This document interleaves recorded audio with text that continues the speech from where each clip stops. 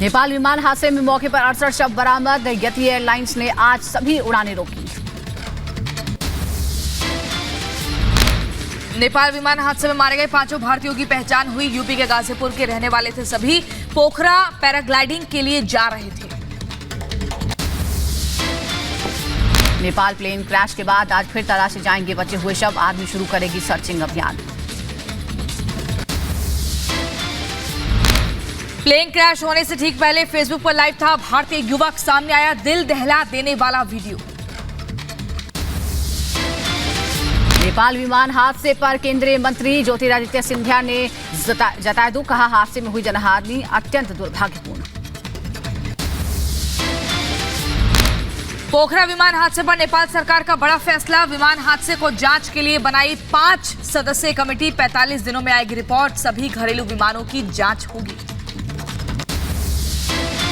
नेपाल हादसे पर सीएम योगी ने ट्वीट कर जताया खेद। लिखा, हादसे में मारे गए यूपी के लोगों के पार्थिव शरीर लाने का निर्देश दिए हैं। नेपाल में मारे गए हादसे पर पीएम मोदी ने दुख जताया है। ट्वीट कर मृतकों के परिजनों के प्रति संवेदनाएं व्यक्त की हैं। डिजिटल मार्केटिंग को सीखकर आपके प्रोडक्ट्स और सर्विसेज को दुनिया को बेचना चाहते हैं तो फ्रीडम ऐप को अभी डाउनलोड करें। डिजिटल मार्केटिंग का एक्सपर्ट बने। मध्य प्रदेश के सीएम शिवराज सिंह चौहान के हेलीकॉप्टर की इमरजेंसी लैंडिंग करानी पड़ी। तकनीकी खराबी के चलते रीवा के मनावर में उतरा हेलीकॉप्टर। मध्य प्रदेश के धार जिले में सीएम शिवराज की सभा। सीएम शिवराज ने किया रोड शो। चुनाव प्रचार के दौरान कमलनाथ पर साधा निशाना। सड़क हादसे में बाल बाल बचे केंद्रीय मंत्री अश्विनी चौबे। बक्सर से पटना लौटते वक्त काफिले में शामिल कार पलटी। हादसे में 4 पुलिसकर्मी और ड्राइवर जख्मी। बीजेपी की राष्ट्रीय कार्यकारिणी की 2 दिन की बैठक आज से शुरू होगी। पीएम मोदी, अमित शाह, जेपी नड्डा समेत 350 कार्यकारी अध्यक्ष सदस्य शामिल होंगे। शाम 4 बजे बैठक होगी। मिशन 2024 की तैयारियों पर जोर रहेगा। राष्ट्रीय कार्यकारिणी की बैठक में राज्यों के 12 मुख्यमंत्री, 5 उप मुख्यमंत्री, 35 केंद्रीय मंत्री और 17 राज्यों के पार्टी सदन के नेता शामिल होंगे। सुबह 10 बजे बीजेपी मुख्यालय पर पहले देश के पदाधिकारियों की बैठक होगी। पीएम मोदी के रोड शो को लेकर पुलिस ने जारी की ट्रैफिक एडवाइजरी। दोपहर 2:30 बजे से शाम 5 बजे तक संसद मार्ग, जंतर मंतर रोड जैसी कई सड़कों पर ट्रैफिक बंद रहेगा। सुरक्षा एजेंसियां हाई अलर्ट पर। दिल्ली में बीजेपी की बैठक से पहले पीएम मोदी का मेगा रोड शो होगा। पटेल चौक से संसद मार्ग, जयसिंह रोड जंक्शन तक रोड शो होगा। इस दौरान कई राज्यों के कलाकार सांस्कृतिक प्रस्तुतियां देंगे। यूपी के सीएम योगी आदित्यनाथ आज आएंगे दिल्ली। 2 दिनों की राष्ट्रीय कार्यकारिणी की बैठक में शामिल होंगे। जोशीमठ संकट पर सुप्रीम कोर्ट में आज होगी सुनवाई। मुख्य न्यायाधीश जस्टिस DY चंद्रचूड़ की 3 जजों की बेंच करेगी सुनवाई। शंकराचार्य अभिमुक्तेश्वरानंद सरस्वती ने दाखिल की है अर्जी। पुणे में आज से G20 के इंफ्रास्ट्रक्चर वर्किंग ग्रुप की पहली बैठक। IWG सदस्य देशों के 65 प्रतिनिधि शामिल होंगे। दुनिया के बुनियादी ढांचे का विकास तय करने पर मंथन होगा। चुनाव आयोग ने आज सभी दलों के अध्यक्षों की बुलाई है बैठक। रिमोट वोटिंग मशीन पर होगी चर्चा। रिमोट व्यवस्था से कहीं से भी वोट डालना होगा मुमकिन। सुबह 11 बजे कॉन्स्टिट्यूशन क्लब में होगी बैठक। आज से शुरू होगा दिल्ली विधानसभा का शीतकालीन सत्र। 3 दिनों तक चलेगा सत्र। LG आपकी तकरार और मेयर चुनाव के विवाद के कारण शीतकालीन सत्र हंगामेदार रहने के आसार। दिल्ली के मंत्री सत्येंद्र जैन के स्वास्थ्य से जुड़े मामले में आज होगी सुनवाई। राजीवनी कोर्ट करेगा सुनवाई। गृह मंत्री अमित शाह का बड़ा बयान। कहा, गुजरात के नतीजे संदेश देते हैं कि मोदी 2024 में फिर बनेंगे प्रधानमंत्री। विपक्ष को नकारते हुए जनता मोदी को चुनने के लिए तैयार है। 75वें सेना दिवस पर बेंगलुरु में शौर्य संध्या कार्यक्रम में रक्षा मंत्री राजनाथ सिंह ने जवानों का बढ़ाया हौसला। कहा, बदलती चुनौतियों के साथ सेना ने खुद को बदला है। भविष्य के लिए रहे तैयार। शौर्य और पराक्रम हो, निष्ठा और अनुशासन हो, या फिर मानवीय सहायता और आपदा राहत में इसका रोल हो, हमारी सेना देश के सबसे मजबूत और विश्वसनीय स्तंभों में से एक है।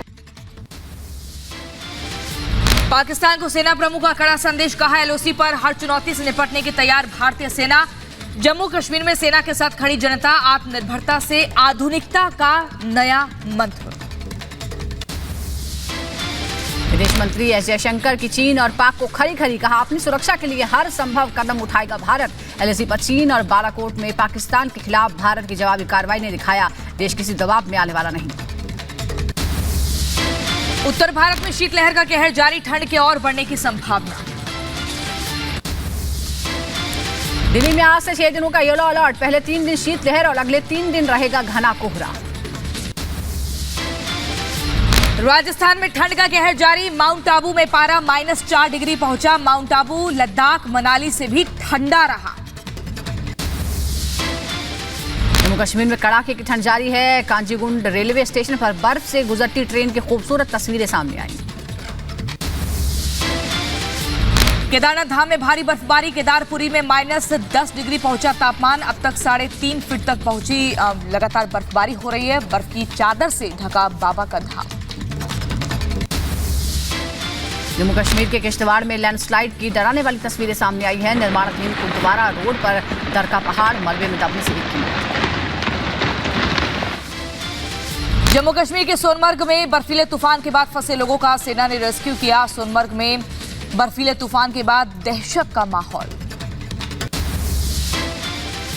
सरवर इलाके में कम तीव्रता का हिमस्खलन हुआ है। सेना के जवानों ने चलाया रेस्क्यू अभियान। जोजिला सुरंग को कराया गया खाली, टनल निर्माण में फंसे 172 मजदूरों को निकाला गया बाहर। हिमस्खलन के बाद फंस गए थे मजदूर।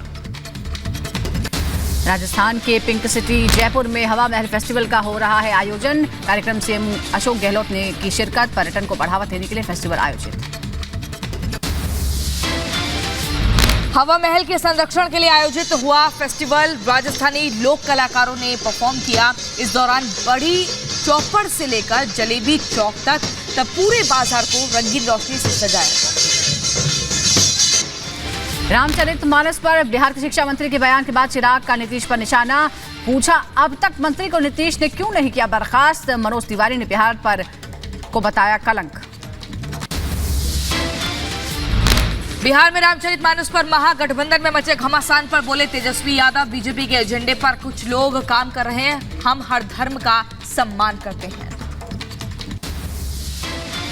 बीजेपी माइंडसेट के जो लोग हैं ये इस तरह का साजिश जो है कर रहे हैं लोग, तो हम लोग हर धर्म का मान और सम्मान करते हैं। जन्मदिन पर बीएसपी प्रमुख मायावती का ऐलान, कहा विधानसभा और लोकसभा के आम चुनाव में बीएसपी किसी दल के साथ नहीं करेगी गठबंधन। जांच एजेंसियों के राजनीतिकरण का लगाया। प्रयागराज में हुआ इन्वेस्टर समिट का आयोजन। 33,703 करोड़ का MOU साइन हुआ। औद्योगिक विकास मंत्री नंद गोपाल गुप्ता नंदी मौजूद रहे। यूपी के लखीमपुर खीरी में केंद्रीय गृह राज्य मंत्री अजय मिश्र टेनी ने स्कूल का किया शिलान्यास। जनता दरबार लगाकर सुनी लोगों की समस्याएं। सपा राष्ट्रीय अध्यक्ष अखिलेश यादव ने ऑक्सीजन सिलेंडर ब्लास्ट में मारे गए लोगों के परिजनों को भेजी सहायता राशि। सिलेंडर ब्लास्ट में 2 लोगों की मौत हुई थी। मथुरा के बाकी बिहारी मंदिर में कॉरिडोर बनाने को लेकर प्रदर्शन जारी है। व्यापारियों ने बाजार बंद करके प्रदर्शन किया। जम्मू कश्मीर के पुंछ में आतंकियों की बड़ी साजिश नाकाम हुई। सुरक्षा बलों ने पुंछ के सुनरकोट में आतंकी ठिकाने का पर्दाफाश किया। 3 AK-47, 10 से ज्यादा हैंड ग्रेनेड और गोला बारूद बरामद हुआ। जहांगीर पुलिस से गिरफ्तार आतंकियों पर दिल्ली पुलिस का बड़ा खुलासा। पाकिस्तानी हैंडलर्स को दिखाने के लिए आतंकियों ने हिंदुओं की हत्या की। विदेश से हो रही थी आतंकियों को फंडिंग। दिल्ली के मुंडका में फैक्ट्री में भीषण आग लगी। दमकल की 3 गाड़ियां आग बुझाने में जुटी। लाखों के नुकसान की आशंका। राजस्थान के उदयपुर में कार ने 4 लोगों को रौंदा। 10 फीट तक कार से महिला को रौंदा। नाबालिग चला रहा था कार। सीसीटीवी में कैद हुई पूरी घटना। हिरासत में लिया गया नाबालिग।